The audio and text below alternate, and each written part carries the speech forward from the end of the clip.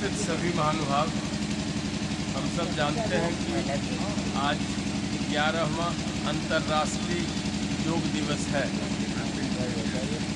पूरे विश्व के पटल पर योग को प्रचारित और मान्यता दिलाने वाले यदि कोई एक व्यक्ति हैं तो वो है हमारे माननीय प्रधानमंत्री श्री नरेंद्र मोदी जी।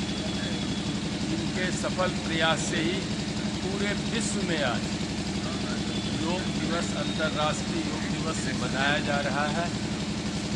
और हर वर्ष योग से का एक थीम होता है। इस वर्ष का भी थीम है एक पृथ्वी स्वास्थ्य। समस्त पृथ्वी के जो मानव हैं उनका कल्याण हो, उनका स्वास्थ्य अच्छा रहे। भारतीय परंपरा काफ़ी प्राचीन रही है।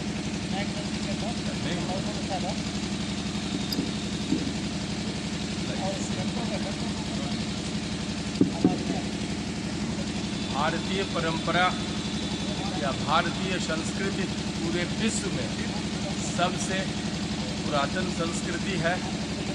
योग का ओरिजिन हुआ है, ठीक ही कहा अभी कहा, योग का ओरिजिन शिव से हुआ है और शिव अनंत हैं।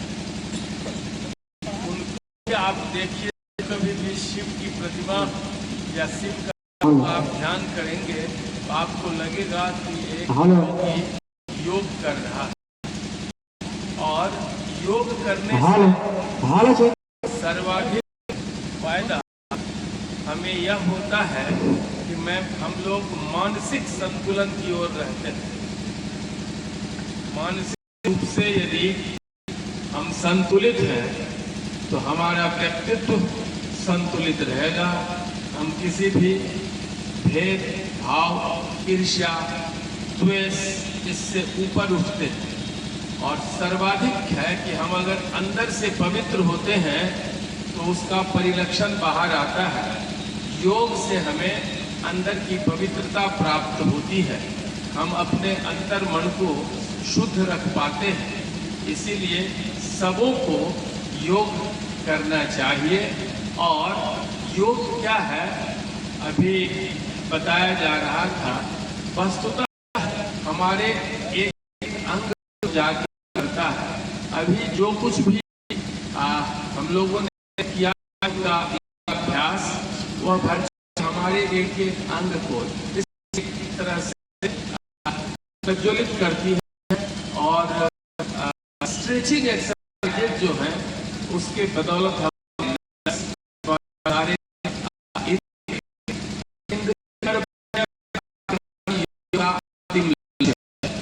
और सारी समाप्त हो जाती है। हम संत नागरिक तो भी हैं, हम विश्व के नागरिक बनते हैं। भारत वैसे ही विश्व गुरु नहीं कहा जाता है। और से अगर देखेंगे तो पश्चिम के देशों में अब हमारी संस्कृति और हमारी परंपराओं को वहाँ अपनाया जा रहा, अंगीकृत किया जा रहा है। आज आप देखें सभी लोग में व्यस्त होंगे। इसका श्रेय किसको जाता है? हमारे भारतवर्ष को जाता है।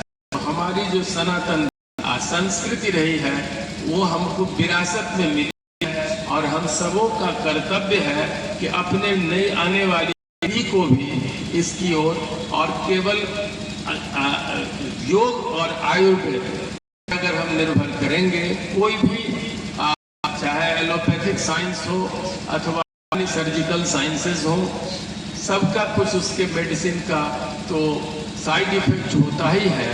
लेकिन भारतीय योग परंपरा और भारतीय जो आयुर्वेद है उसको अपनाने पर न शरीर स्वस्थ भी रहता है, मन भी स्वस्थ रहता है, आत्मा भी स्वस्थ रहता है।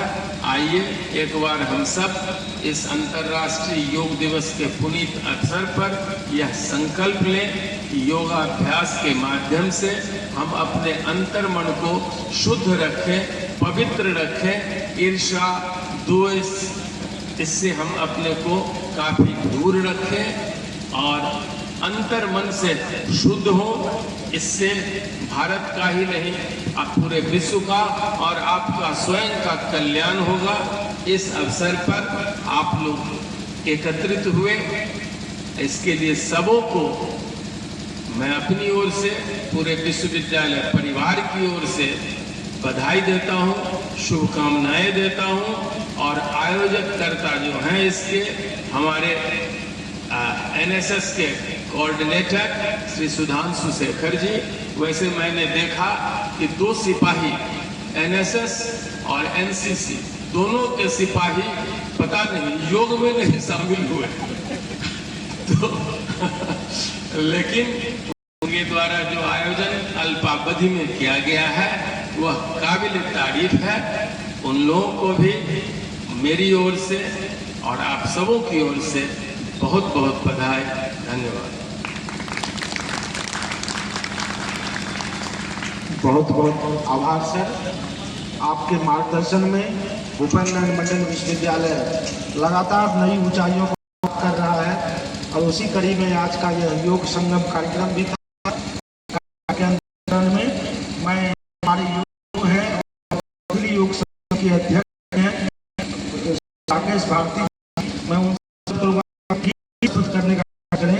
एक ऐसा गीत है कि कृपया आप खड़े सकते हैं, आप लोग आराम से और प्रधानाचार्य महोदय से अनुरोध करूंगा हमारे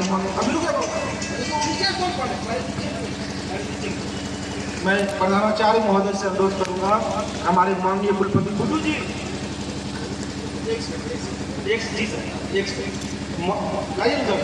प्रधानाचार्य महोदय से अनुरोध करूंगा कि माननीय कुलपति महोदय और मंच पर आसीन सभी अतिथियों का, सभी पदाधिकारियों का सम्मान करेंगे। प्रधानाचार्य महोदय सर जरा सा